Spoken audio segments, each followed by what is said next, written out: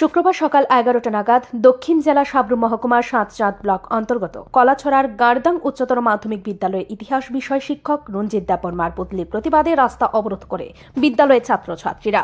কলাছড়া গার্দাং উচ্চতর মাধ্যমিক বিদ্যালয়টি বাংলা মিডিয়াম বিদ্যালয় হলেও অধিকাংশ ছাত্রছাত্রীরা জনজাতি অংশের। ইতিহাস বিষয় শিক্ষক রঞ্জিত দেববর্মা একজন জনজাতি, তাই উনি জনজাতি ছাত্রছাত্রীদের ভালো করে পড়াশোনা বোঝাতে পারেন। এর জন্যই এই বিদ্যালয়ে ওনার প্রয়োজন। আর এই বিষয়ে ওনার বদলির প্রতিবাদী ছাত্রছাত্রীরা জাতীয় সড়ক অবরোধ করে বসেন।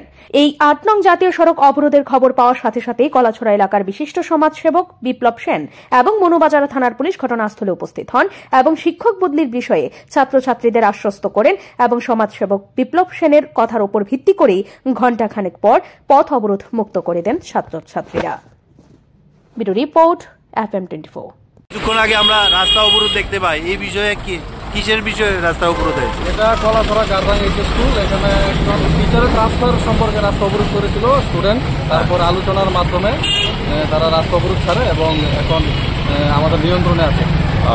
আর রাস্তার অবরোধের কারণে যে শিক্ষক বদলির কারণে যে রাস্তা অবরোধ হয়েছে, এই বিষয়ে কি তারা কোনো আশ্বাস পেয়েই রাস্তা অবরোধ শেষ করেছে? তারা লেখালেখি করেছে, তারা মনে হয় আশ্বস্ত হয়েছে। দেখা যাক পরবর্তী সময় কি হয়।